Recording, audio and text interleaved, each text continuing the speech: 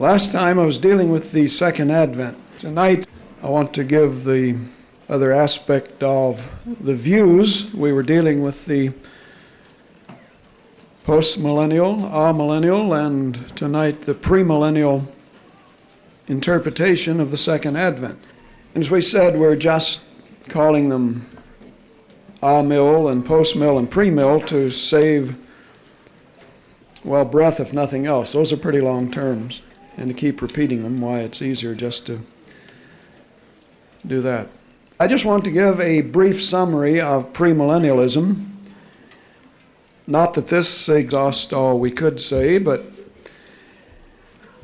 a summary of the major tenets of the premillennial interpretation of last things, or we could say of the Bible. Because I believe, and it isn't just my belief, but I'm persuaded the Bible is premillennial. And that was, by the way, the prevailing view of the church until the rise of what we gave you last time, Augustinian amillennialism. That's the 4th century A.D. Because as you study church history, you see that the early church is what was termed eschatologic, that is to say, it was premillennial, and that's a Latin term for what we're talking about. If one takes literally the Bible, he will be premillennial. And even amillennial advocates, and that's most people are amillennial if they're anything, they admit if you take the Bible literally, you would be premillennial. I think I had a professor years ago while I was still teaching in the seminary. I was up delivering a theological paper. I must have said something in it that indicated that I took the Bible literally. He was a teacher at Wheaton. I must have said something that caused him to ask the question about sacrifice in the Old Testament, if we're to take it literally, for the millennium and so forth. I believe he said to me, if you take Zechariah 14 literally, you will come out premillennial, which means that he admitted that it's there if you'll believe it.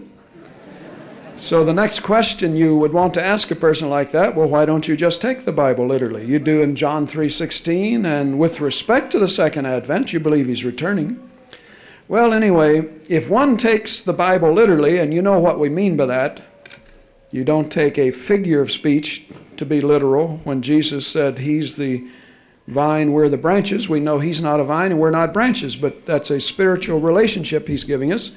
But still, you take that to be a literal spiritual relationship, you see. But anyway, one will come out premillennial if he takes the Bible at its word. And always take the clear, obvious meaning, and you'll not get in trouble. You may not know always what the passage means, but you'll stay out of trouble. If you just say, well, if I don't understand it, I'll just take it for what it says. If it says there are going to be creatures during the Great Tribulation that look like giant locusts with women's hair, horns, have a tail like a scorpion and all of that, take it to mean at least that, because if it isn't that literally, it's something worse. You don't have to explain it away. But anyway, we'll give you the major tenets and then we'll go on from there. And since we've dealt with this, I'm sure, in biblical theology, is why we're not going to look up all the passages. I'll just give them to you. Now, premillennialism, or the Bible, holds to the following concerning the events surrounding the second advent. First of all, that world conditions will get worse just prior to Christ's return, not better as postmillennialism teaches, as we pointed out last time, that the world conditions will get worse. Matthew 24, Jesus couldn't make it plainer. He says things will get worse and worse and worse. Wars, rumors of wars, famines, pestilence, earthquake, signs in the heaven and earth. Secondly, the premillennial or biblical view holds that Antichrist will literally appear on the world's scene as the world's Messiah, a great religio-political leader. He will bring peace for a while. He will solve the economic problems for a while.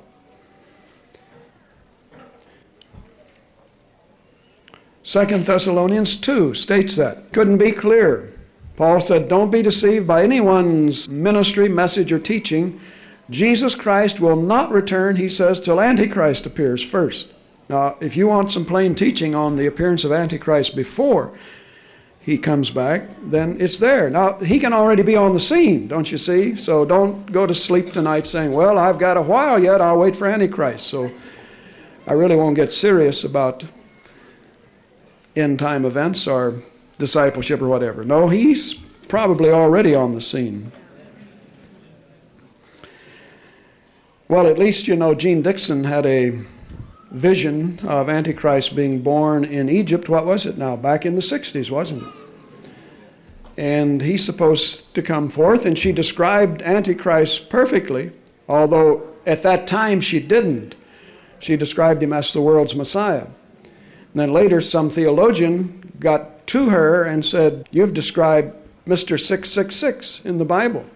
And so in a later book, she kind of modified it, calling him Antichrist. But in her first revelation concerning that, and I have no doubt she had a vision. Remember, there are two sources of the supernatural. Antichrist could just well be on the scene already. Now, if you speculate about why would he be born in Egypt because a Jew wouldn't follow an Egyptian, well, maybe he's a Jew born in Egypt.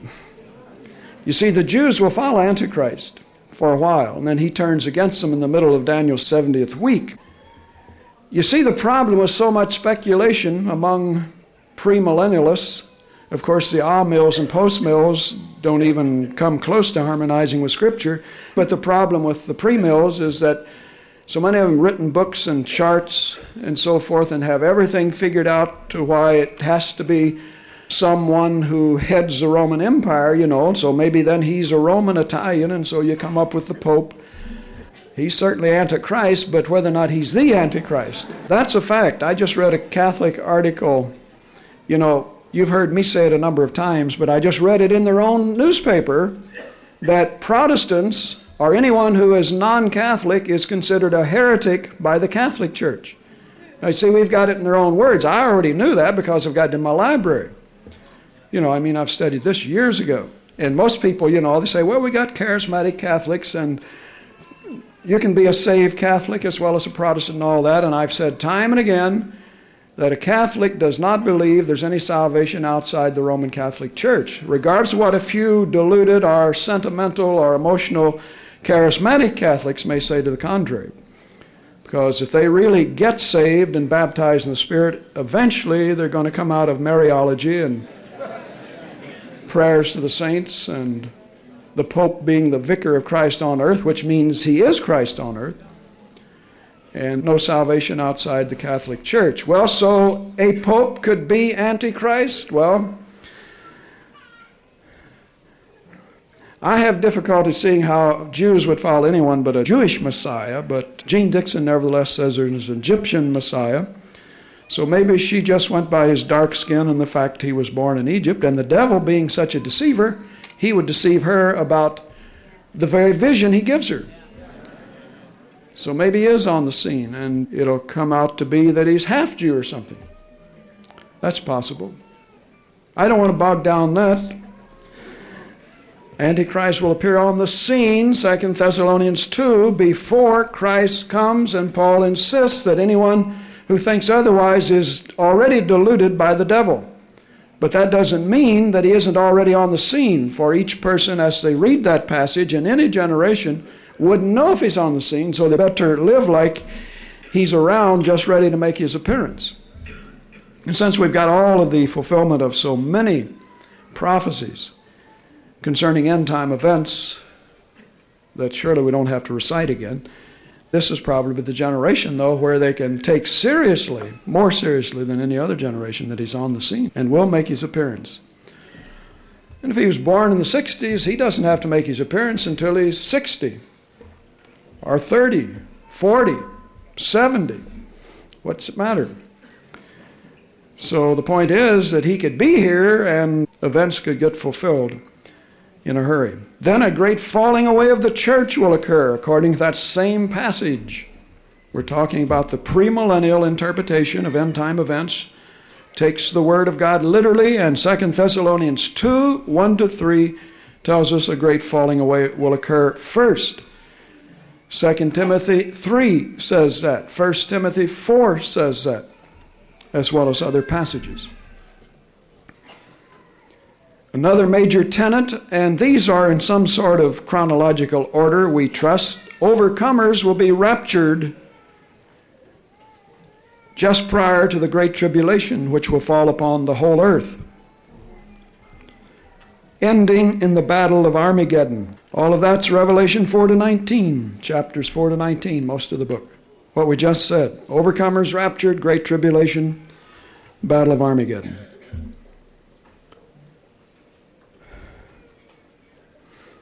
It's after the tribulation that Christ will return to earth and institute his visible kingdom on earth. We gave you that last time. Verse 29 of Matthew 24, immediately after the tribulation will the Son of Man appear in the heavens and return.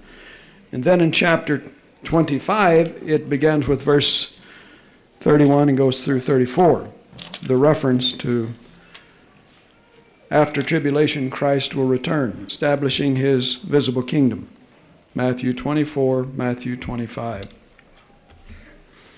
When he returns, there will be a preliminary judgment of the nations. Matthew 25, 31 and following. And the saints will be judged for their works. 2 Corinthians 5:10, Romans 14:10. Now, people who make charts and chronologies fit the saints' judgment in at various places. You can take your pick. I don't know when it will occur. It'll be sometime after the second advent. And remember, the second advent includes the rapture of the church. And we, of course, would redefine that to rapture of overcomers, and there's various stages of the rapture. With respect to the second advent, there is the catching away, the great tribulation on the earth. The church, in the sense of overcomers, are not here. If you don't overcome, you will go through tribulation. And then there is the revelation of Christ, whereby he comes back to earth, and we're told, and we gave you those passages, he brings the saints with him. So if he brings us with him, we must have been caught up, as 1 Thessalonians 4 first says we are. And when the judgment of the saints for their works takes place, we'll get into more detail when we teach you 2 Corinthians, because we just gave you 2 Corinthians 5:10. It deals with that. But all sorts of views, one popular one by a premillennial writer, the saints will be judged in the air, because we're said to be caught up with the Lord in the air, and evermore shall be with him. And he says that's when the marriage supper takes place and when the judgment for our works will take place. Well, he doesn't have any scripture for that. But certainly it'll be after they're caught up. Somewhere in between catching up and the beginning of the millennium. It'll be before the millennium. You can count on that. But that we will be judged, don't minimize that. It's said twice we will be, 2 Corinthians 5:10, Romans 14:10. For what we've done while in the body, good or bad, he says. Well, then after that, Satan is said to be bound for a millennium. 1,000 years. Revelation 20. Nothing could be plainer than that. Angel came down, Revelation 21-3, bound that old devil, cast him into the bottomless pit. He was bound for 1,000 years. Then, and I say then, maybe we'll leave the then off, because some of these events, you can make your chronology if you want, but I'm not going to try it. Israel is restored and saved, and the covenant promises fulfilled. We're not going to say it's the middle of the 70th week of Daniel. She'll be saved somewhere between the middle of the week and the end of the week. And if you think about it for a moment, if you've done any study, Antichrist, as we've shown from the Word of God, doesn't break his covenant with Israel till the middle of Daniel's 70th week. And then it'd have to be somewhere during her great tribulation and affliction that she turns to the Lord, Zechariah 12:10. Zechariah 12:10 and following, Romans chapter 11. All Israel shall be saved, we're told. Then, whenever the then is, somewhere between the middle of the week and the end of it. Now we can say then, after that, after the millennium, Satan is loosed for a short rebellion, which occurs worldwide. For a short time, for a world rebellion, which Revelation 20 shows is put down in short order by total annihilation, that is, physical annihilation. After which there is said to be a resurrection, judgment, and punishment of the wicked dead. Revelation 20. Daniel 12 speaks of two resurrections, one of the righteous, one of the wicked.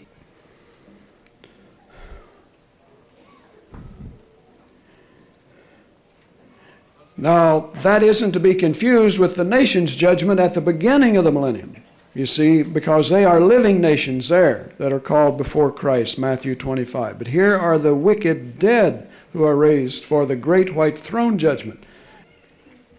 Now it's interesting, if you remember the view of the amillennialists as well as the post-mills, both teach and believe in a general resurrection, general judgment, general rapture, general everything. But from Revelation 20, you don't get any general idea of judgment or resurrection. Here we're told that it's after the first resurrection, there's another resurrection of the wicked dead. And this is a judgment only of the wicked dead, so it couldn't be a general judgment anyway. In other words, Revelation 20 disproves general resurrection, general judgment. Now that's after the millennium, Satan is loosed. Then after everything is put down, then we're told in 1 Corinthians 15, as well as Revelation 21:22, that the kingdom which Christ reigned over, the kingdom is given by the Son to the Father, at which time it will merge into the Father's eternal kingdom. We're talking about the intervening kingdom called the Millennium, or millennial kingdom, will be given by the Son to the Father. 1 Corinthians 15, so that God may be all in all. We don't want to get into that because we dealt with it in theology, but there's no suggestion in 1 Corinthians 15 of the Son being inferior to the Father, because all the fullness of the Godhead dwells in him bodily. And in the beginning, he created all things. He was with God and was God, and of course is God. And we're told in Revelation that if we overcome, he will allow us to sit in his throne with him and reign with him, just as he overcame and sits in the Father's throne and reigns with him. So it's just like there's no inequality between a father and son in the flesh, you know. But you can only have one head of the corporation if they're both in business. And the son can head up the company with his father, but you need one headship. And it's that way in the church. This idea of neo-discipleship about plurality of elders, and you should have about 6 to a dozen in a church this size, and no one can come to any final decision without the whole group voting and all of that. I dare say you wouldn't get any more done than they're getting done. They're so busy shining one another's shoes and cutting one another's grass and bowing and scraping to one another, they don't get anything done. To prove, they're humble. Let's come to the millennium. We've given you the point 1 on your outline, which is the second advent. Now we come to the millennium itself. Now the term doesn't occur in the Bible, but it's used by all churches to either express they don't believe in it or they believe some view of it. But it's taken from the Latin, the term, from the Latin mille, M-I-L-L-E, which means 1,000. And you know what the other is? You've heard of per annum, year. Annum, year. A-N-N-U-M. And so we get millennium or millennium. But of course it's based upon the word which occurs in the Greek for 1,000 years. And if I remember, that's kilia in Greek. That's where we get the terminology. The early church was chiliastic. The early church didn't spiritualize Revelation 20 or any other part of the Bible. Didn't spiritualize it. See, that's not a correct method of interpretation. Some things are figurative. Some things are parables. Some things are analogies, metaphors, whatever. But you never spiritualize anything. You let God do the spiritualizing. When he wrote the Word, he didn't say spiritualize Satan and just make him an adversary, and that any form of wrong or sin, people being hungry or destitute or whatever, is a result of, man having an adversary who causes these things. But Satan is to be taken literally as a personality. So the millennium is going to be a time, according to Old and New Testament, when peace, prosperity, righteousness will rule and reign upon this earth. Why? Because Satan, before it ever happens, we're told in Revelation 21-3, is cast into that pit and bound for the period of the 1,000 years, the millennium.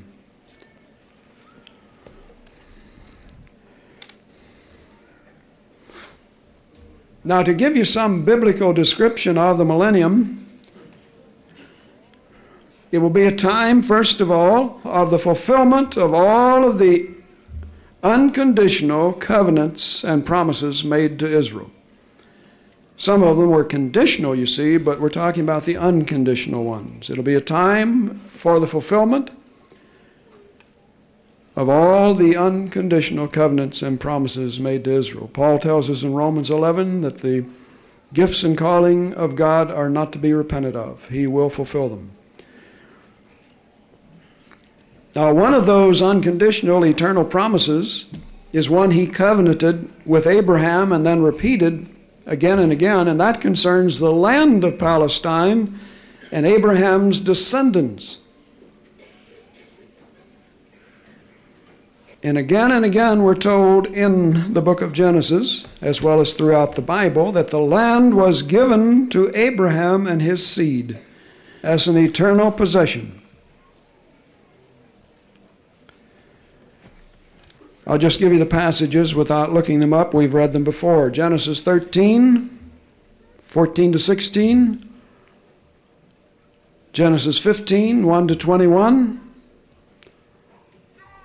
Genesis 17, 1-8. Now these are promises God made vocally and directly to Abraham. In fact, there are over 140 promises in the Word of God that Israel will be restored to her land because it's her eternal possession. The Arabs just can't seem to understand it any more than the unregenerate world, but the miracle of Israel being restored is in fulfillment of these promises made to Abraham. It happened in 1948 that she became a sovereign state. She's been going back since, well, let's say 1900, the turn of the century and the rise of the Zionist movement. But seriously began to go back during the persecutions of the Second World War under the Germans, Hitler. And in just a short time, by 1948, whipped her enemies and became a sovereign state. Even the British didn't try to stop her. They bowed out. British, by the way, who were controlling Palestine and would only allow a handful of refugees to come in at a time. And They began to swarm in by boats at night by the thousands. And whereas the Arabs had just let the land go to destruction, it was a desert, the Jews in a short time have made it almost a Garden of Eden. If you've been there, it's fantastic.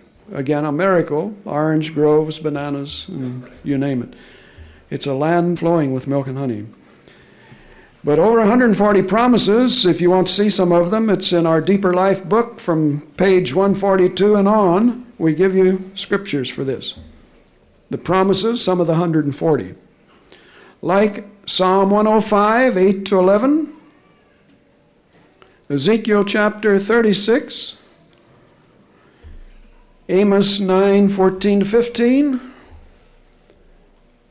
For example, there in Amos, God says, I'll restore you to your land and you'll never be uprooted again.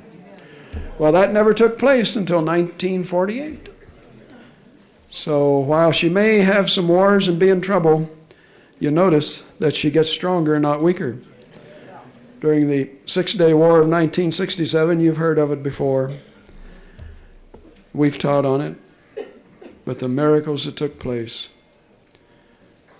She had, if I remember the figures, it's less than 10% of the population of the area. It's near probably 3%, if I remember my figures.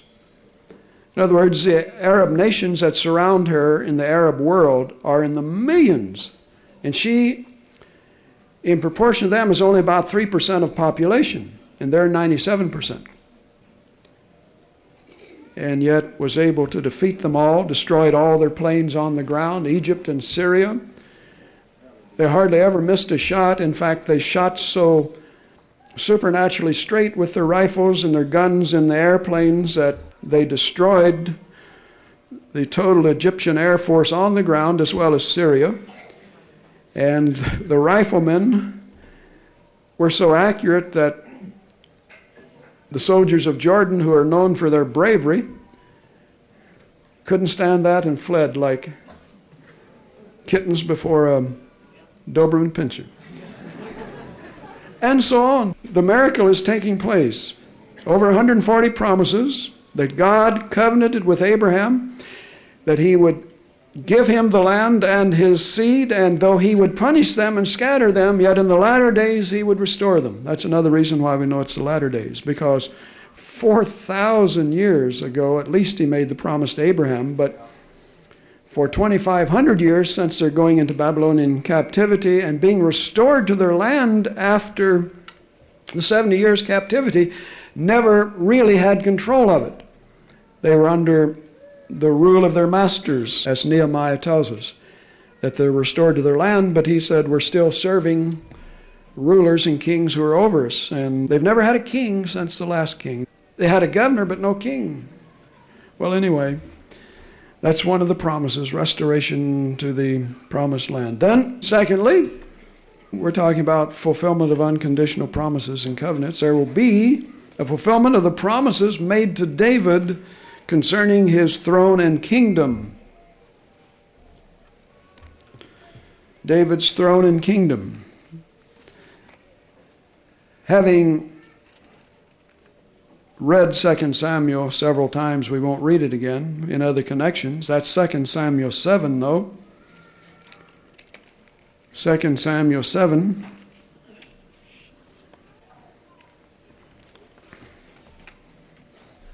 And Luke 1, 31 to 33, where we're told that David's descendant, and we know it to be Messiah, Christ, will rule on his throne over his kingdom. And then thirdly, talking about restoration, fulfillment of promises, there will be the promise fulfilled of Israel's salvation, which we've already mentioned in another connection. That is Zechariah 12:10 and following. During tribulation, God will pour out the Spirit of grace upon Israel, and they will be saved. They'll look upon him whom they've pierced, we're told in Zechariah 12:10 and following, and they will turn to the Lord. Romans 11:25 to 29.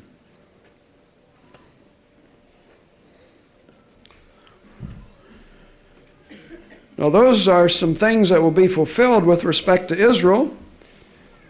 And then we can mention, fourthly, with respect to Israel, she'll have restored to her not only her land but her temple and worship during the millennium, and that is Ezekiel 40 to 48. Ezekiel 40 to 48. So her worship will be restored.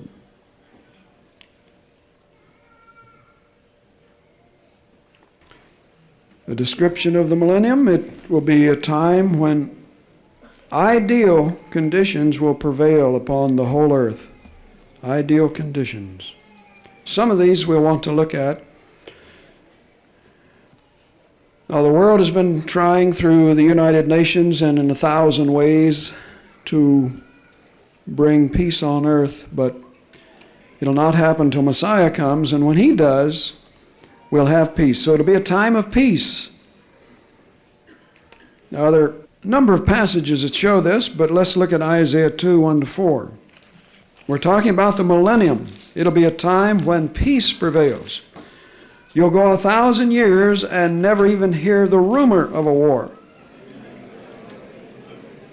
Isaiah 2, 1 to 4. The word which Isaiah saw concerning Judah and Jerusalem, it shall come to pass in the last days. So we get the time context. It's not in Isaiah's day, or Malachi's day, or Paul's day, but the last days, that the mountain of the Lord's house shall be established in the top of the mountains, and shall be exalted above the hills, and all nations shall flow unto it. Well, that's going to be different and unique, that all nations will go up to Zion, and many people shall go and say, Come ye, and let us go up to the mountain of the Lord. Of course, he's talking about Zion, where passage after passage shows that when Christ returns, he'll rule from Jerusalem over the world. They'll say, Come, let's go up to the mountain of the Lord, to the house of the God of Jacob, and he will teach us of his ways, and we will walk in his paths. For out of Zion shall go forth the law and the word of the Lord from Jerusalem. And he shall judge among many nations, and shall rebuke many people, and they shall beat their swords into plowshares, and their spears into pruning hooks. Nation shall not lift up sword against nation, neither shall they learn war any more. And then over in chapter 9, verses 6 and 7, notice what is said. Of the Messiah, for unto us a child is born, unto us a son is given, and the government, that is the rule and authority, shall be upon his shoulder. His name shall be called Wonderful Counselor, the Mighty God. The oneness people, Jesus only used this verse in the English to prove that the Father is Jesus, and Jesus is the Father, and the Holy Spirit is Jesus. You know, they're trying to hold to the oneness of God, but that isn't what the Hebrew says. It doesn't say that Jesus will be the everlasting Father, but the Hebrew is, he's the Father of eternity. And the Prince of Peace, notice what he's called. We're talking about peace. And he shall rule on the throne of his father David and his kingdom and so forth. But there again we see that his title will be the Prince of Peace. Micah 4, we won't turn there, but tells us the same thing. It'll be a time of peace. Again, it'll be a time when the effects of the curse will be lifted from the earth.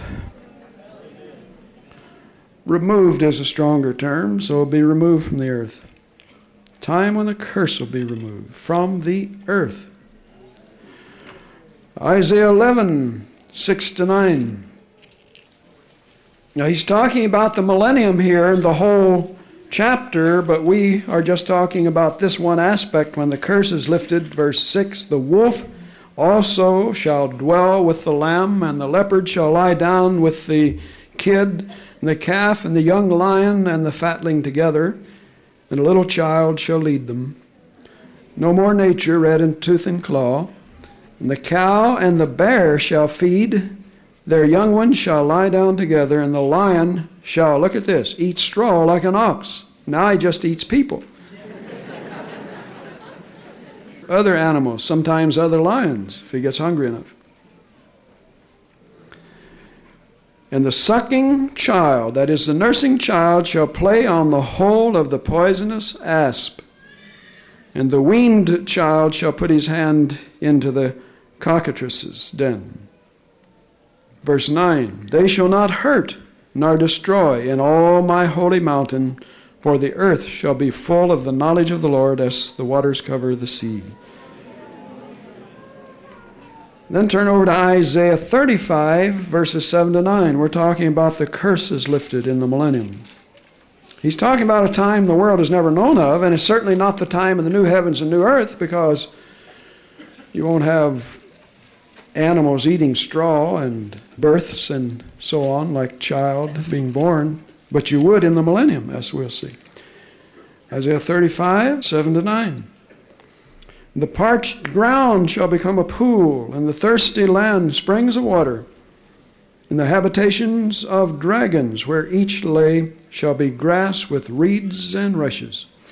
And a highway shall be there, and a way, and it shall be called the way of holiness. The unclean shall not pass over it, but it shall be for those, the wayfaring men, though fools shall not err therein.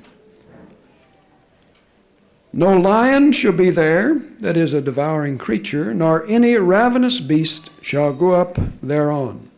It shall not be found there, but the redeemed shall walk there. Of course, he's describing, how that without any fear of attack from wild beasts or whatever, you could walk down the middle of a path in Africa at night without any fear, because there'd be no lion there. And if you met one, he would be lying down with a lamb, nuzzling noses or something. Romans 8, 17 to 23. It's also New Testament that nature will be redeemed from the curse. Romans 8, 17 to 23. We've read this many times, but you need to be reminded in connection with the millennium that's going to happen. We're joint heirs with Christ, we'll be glorified with Christ. Verse 17, for I reckon the sufferings of the present time are not worthy to be compared to the glory that's going to be revealed in us.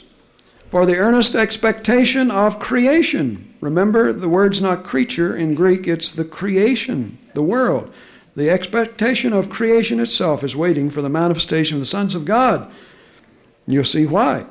For creation was made subject to the curse, we could say, not willingly, but by reason of him who has subjected the same in hope. The hope is because creation itself also shall be delivered from its bondage of corruption into the glorious liberty of the children of God. For the whole creation is groaning and travailing in pain together till now. So we're told there the creation will be liberated, just like we saw in Isaiah 11 and 35. It'll be a time when sickness and infirmity will be removed. Back to Isaiah.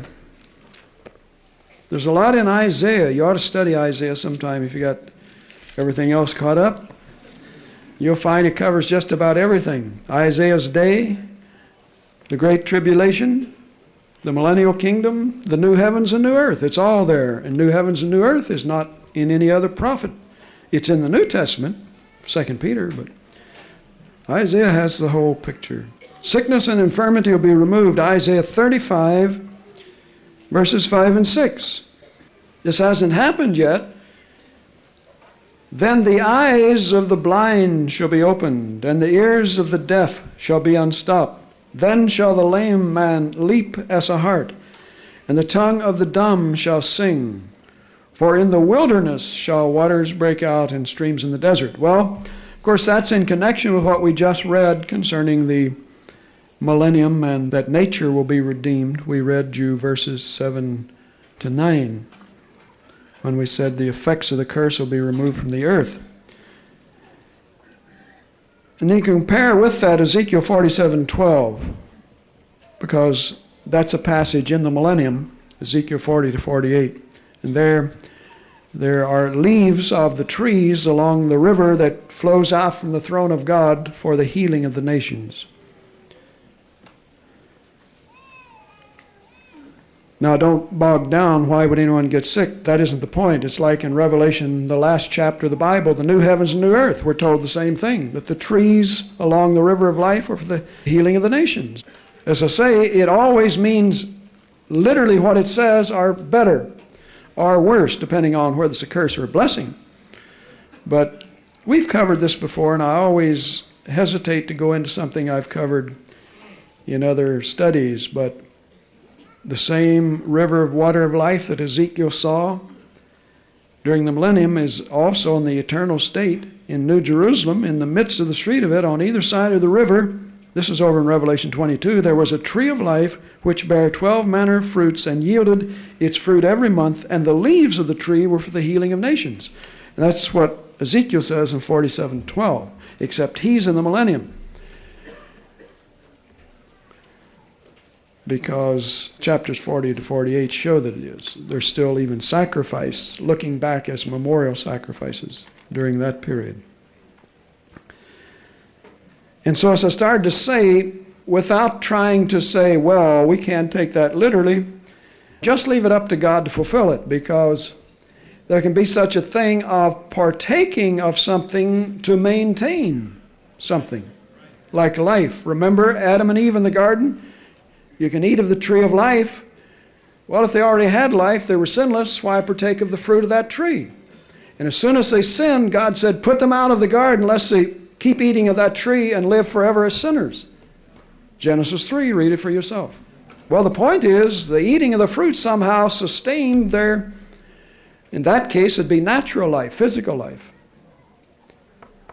And so you have the trees that give life during the millennium, and there's a tree said to be life for the nations during the new heavens and new earth eternal state. It's literally somehow that the nations have to partake of that, or do partake of it, to sustain their life. And of course, here's where the logic and intellect and skeptic would never be able to understand 1,000 years that could be some sort of a spiritual leaf in a spiritual dimension, just like you're going to have a spiritual body. Paul says it's a literal substance, but it's spiritual and not material that will decay. So why couldn't there be a spiritual leaf the nations partake of? But anyway, it's always at least what it says it is or better if it's a blessing. It's always at least what it says it is or worse if it's a curse. So if you keep that in mind, you never get in trouble. And because you can't figure it out, there are a lot of smarter people than you that can't figure it out. Did you figure out the theory of relativity? It was there. Of course, he was unregenerate, but it took a brilliant Jew to come up with that theory, and they send spaceships to the moon and back on the basis of that theory. And yet he couldn't figure out the Bible because he died unsaved. My point is, don't bog down and throw something out like the baby with the bathwater because you can't figure it out. Anyhow, there will be no sickness during the millennium because the nations will eat of those leaves of those trees.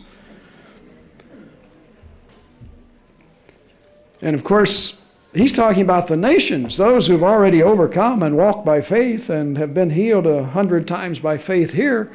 I'm not so sure we have to eat of anything. It's talking about the nations. We've already eaten now of the leaves, each page.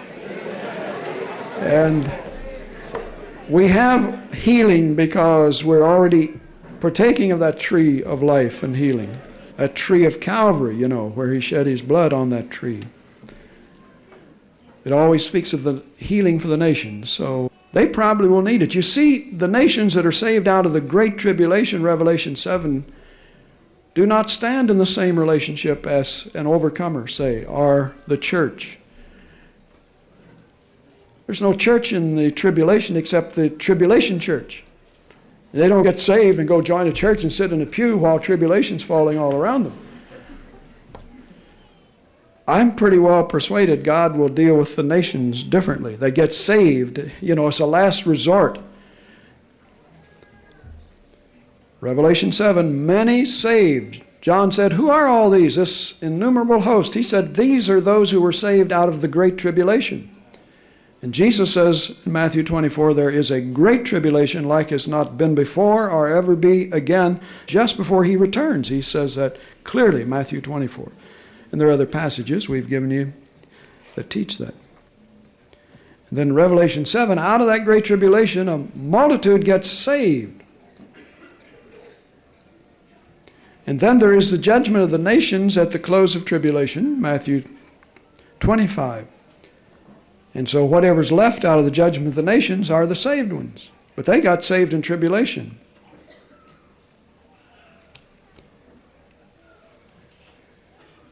So, as I say, I'm persuaded that the tree for the healing of the nations, he doesn't say for the healing of my people or the healing of the overcomers or healing of the righteous or healing of the saints or healing of the church. He says the healing of the nations. He speaks in Revelation 21 about the New Jerusalem. The nations will bring their glory into it, you see. And he speaks of the nations not the same as those who constitute the church, as it were. Well, I trust you're following all that. Sickness will not be there. There will be longevity, long life. Again, we go to Isaiah 65 and verse 20. See, you'd have to have longevity in the millennium if you participate in it and you start at the beginning. You'd have to be able to live like Methuselah, 969 years, to be able to go through it. There's no point in dying during the millennium that I know of. There will be no more infant of days, Isaiah 65:20, nor an old man that has not filled his days. For if a child should die 100 years of age. He's using here, a hypothetical thing. He's showing longevity, that if a person died 100, he's a child. But if a sinner was 100 years old, he will be accursed. We'll deal with that verse in another connection later, but that taken with Revelation 20 shows longevity. That's what he's teaching there. Long life. And you have to assume there, and then in Revelation 20 there's no assumption, because those who are there in the millennium, we're told, lived and reigned with Christ for 1,000 years. We're specifically told they lived for 1,000 years, Revelation 20. Then there is prosperity to be restored during the millennium. Some of you will like that, but many churches are going to have to change their theology. That you don't get material blessings and prosperity and so forth in this life, and since they deny the literal millennium anyway, you'll get it over there somewhere. But then it won't be literal, it'll just be a golden harp and private cloud and rocking chair for eternity. That'll be your blessing. Prosperity, Isaiah 30, 23 to 26. Isaiah 30, 23 to 26. Then shall God give the rain of thy seed, thou shalt sow the ground withal, and bread of the increase of the earth, and it shall be fat and plenteous. In that day shall thy cattle feed in a large pasture. The oxen likewise, and the young asses that ear the ground shall eat clean provender, which hath been winded with the shovel and the fan. In other words, it'll be the best, even for the oxen. And there shall be upon every high mountain, upon every high hill, rivers and streams of waters in the day of the great slaughter, when the towers fall. Moreover, the light of the moon shall be as the light of the sun. The light of the sun shall be sevenfold as the light of 7 days, in the day that the Lord bindeth up the breach of the people, and healeth the stroke of their wound. And then over in Amos chapter 9, verses 13 and 14 speaks of the prosperity of the millennium, when Israel is restored. And it speaks in material terms, because the millennium is the reign and rule of Christ upon this earth as king. So life will go on as usual, but not in the sense of sin or war or pain or sickness, but people will still have to eat. Amos 9:13, Behold, the days come, saith the Lord, that the plowman shall overtake the reaper, and the treader of grapes him that soweth the seed. In other words, they'll just go out of one harvest into another. They'll still be harvesting when it's time to plant again. There'll be such a plenteous supply. The mountains shall drop sweet wine. All the hills shall melt. And I will bring again the captivity of my people of Israel. And they shall build the waste cities and inhabit them. And they shall plant vineyards and drink the wine thereof. They shall also make gardens and eat the fruit of them. And then verse 15 that we said before, I will plant them upon their land, and they shall no more be pulled up out of their land which I have given them, saith the Lord. Now that has never remotely been fulfilled until 1948, as we said, as far as their restoration.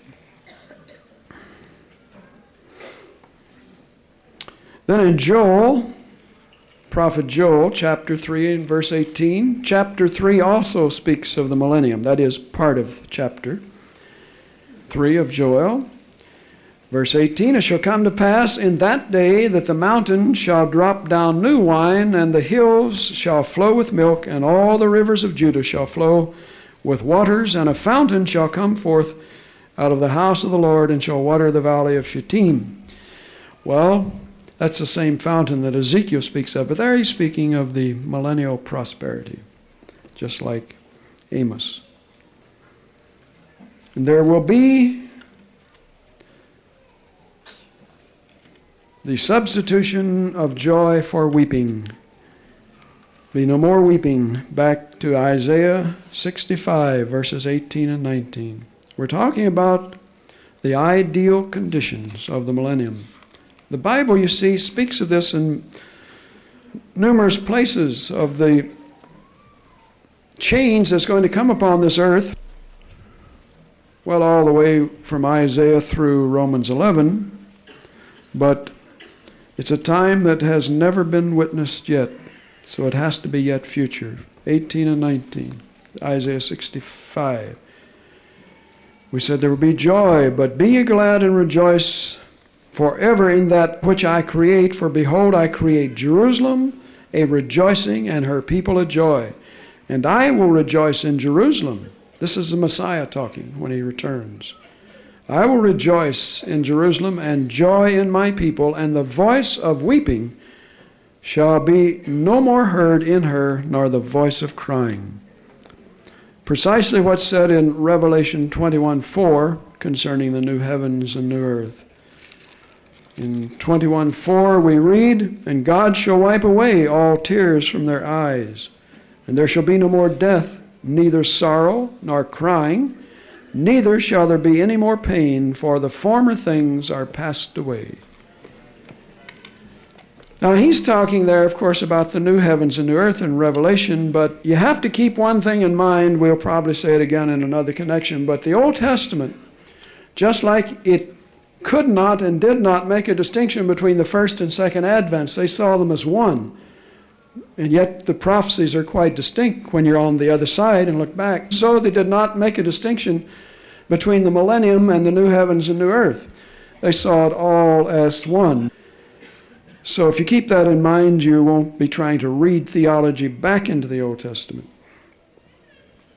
And then holiness will characterize the new age. We read that already, Isaiah 35:8, in another connection, how there will be a highway of holiness, and nothing unclean can walk upon it. Holiness is also in the millennial passage of Zechariah chapter 14. It'll be a time of holiness. I don't know about you, but I look forward to that. When I don't have to hear the cursing, turn on the radio to get the news, and well, if I wanted to start a movement, I'd start one for clean language on the radio. I don't have to talk about TV because I don't have the sewer line. We could be charged with legalism because we said that once before, and somebody recently charged us with legalism because he doesn't want to give up gun smoke. I don't know what's on, but I know years ago I used to have that one. Of course, that's mild. All you got was a saloon and some beer and gambling. But my point is, you turn the radio on and you get all of this filth and you have to turn it off. You know, they're just giving a normal report and then it's the four-letter words and all. So if I was going to start a movement, I would start a movement for clean language over the air. And that would be CLOA. You know, you always abbreviate these titles. You could probably figure it out so it would come out clean. You know, if I was really going to do it, we'd spell clean.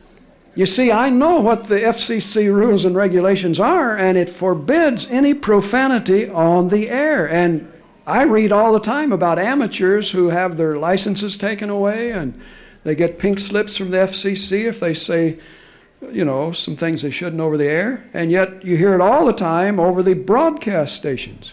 And the reason they don't touch them, they do the amateurs, is because they've kind of got, you know, control over the amateurs. They'll take your license away, but if they tried to take away a license of some big 50,000 watt station, they'd have the whole world down on their head. So they don't touch it. Anyway, it'll be a time of holiness. Zechariah 14. You won't have to listen to that. 20 and 21. In that day there shall be upon the bells of the horses, even the bells of the horses, you know, as they prance along, you'll hear the music, but on the bells will be written holiness unto Yahweh, unto the Lord. Unto Jesus it'll be, won't it? And the pots in the Lord's house will be like the bowls before the altar. Just the common pots will be holy. If you know your Old Testament ritual and all, the bowls before the altar, no one but a priest could touch them. And if you touched them accidentally, you became holy. Just like the sin offering, we'll throw that in. JDS, to the contrary, they teach that the sin offering became unholy, but God says, in the plainest language he can say it, and he says it more than once, the sin offering remained most holy before it was offered, on the altar, and after it died. And they teach Jesus became sin for 3 days, and the devil his master, and he had to be born again in the pit of hell. Yea, every pot in Jerusalem and Judah shall be holiness to the Lord of hosts. And all they that sacrifice will come and take of them and seethe therein. There'll be no more Canaanite. In other words, sinner. But it's in the period of the millennium, if you read the whole chapter, like verse 9, the Lord shall be king over all the earth in that day. You see, he's talking about the millennium. It'll be a time of holiness. And in that day, it won't be like it is, and I say this to make a point, like Faith Assembly and some other churches. It won't be like it is today, just the knowledge of the Lord scattered here and there, but we're told the knowledge of the Lord will fill the whole earth. Isaiah 11:9. And then the knowledge of the Lord will fill the earth. Be from sea to sea. No one who doesn't have a knowledge of the Lord. You can go a lot of places today, they've never heard of Jesus. In fact, though it may sound strange, there are people right in America who've never heard of Jesus. When we were house parents back during my seminary days at the children's home, there were teenage girls who never had heard of Jesus. Who's Jesus? Now you may find that hard to believe, but in a spiritual sense, there are a lot of people that use the name that don't know him. But then the knowledge of the Lord, not just the knowledge about the Lord, but the knowledge of the Lord will prevail over the whole earth. That'll be a beautiful time. The ideal conditions of the garden will be restored to the earth. That's what the Bible shows during the millennial period. I mean, I couldn't imagine Christ reigning and ruling if we didn't have a verse that said that there will be no sickness and holiness will be the highway that we walk on, and longevity, and no weeping or crying and no pain. I wouldn't need verses that teach that during the millennium, which these verses clearly do. Just to have Jesus Christ, Revelation 20, reigning and ruling on earth from Jerusalem for 1,000 years, I think things would have to get better. You wouldn't need passages like Isaiah 2, it'll be a time of peace and prosperity. You just assume that if he's here for 1,000 years, the second time he's coming to reign and rule, the first time he came to suffer and die, that the conditions that prevail will be just exactly like the Bible describes them, but better. We only get little hints of some of these things. It'll be better, remember. The blessings are always better. At least that are better. which is a good place to stop, because next time, according to the outline, it says the eternal state, and there's a whole lot to that. We have a pretty long trip through that.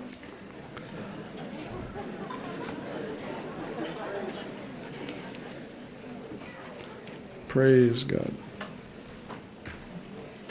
Just think, the millennium and all of its blessings is just preliminary to the eternal state, which lasts forever.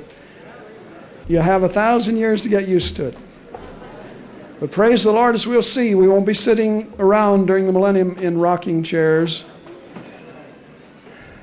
But he said, those who are faithful, parable of the talents, he said, I'll give you 10 cities to rule over. He's going to be ruling. And another, I'll give you 5 cities to rule over. Now, when would you ever have cities to rule over? Not now. They would not receive you. You know that. The eternal state, there won't be cities to rule over. So we must have an intervening period somewhere where the faithful, the overcomers, as he promises, who are faithful with what he entrusts us with, will reign and rule with him. He said, you'll rule them with a rod of iron, just like I do. And so we will have cities that we have authority over. But during the millennium, there's no sin. That's held in check. We'll get into that next time. There will be the need of rule and authority because there will be nations. Amen. Father, we commit our way and commit this word unto Thee, and ask that You would encourage the hearts of the bereaved and encourage the hearts of those who have been bereaved of friends and acceptance by family or this world. We count it all joy to pay the costs now, that we might reign and rule with Christ, overcoming in all things, whether personal, family, domestic, church, whatever. Because You've told us in the Word that if we remain faithful unto the end, that You have great blessings in store for the righteous, to whom You'll say, enter into the blessings and joy of the kingdom which has been prepared for you from the foundation of the world. Father, we look forward to what is just over the horizon, we believe. Prick the hearts of those who may be lukewarm, indifferent, and careless, toying with temptation, tasting of sin, because You've said it's a fearful thing to fall in the hands of the living God, and that Your soul has no pleasure in a person who turns back from faith or puts his hand to the plow and then even looks back with longing as Lot's wife to Sodom, this world.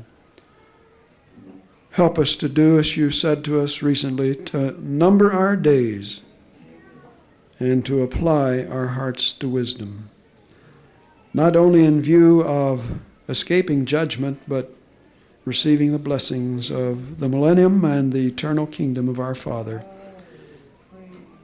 We ask this in Jesus' name. Amen. Amen.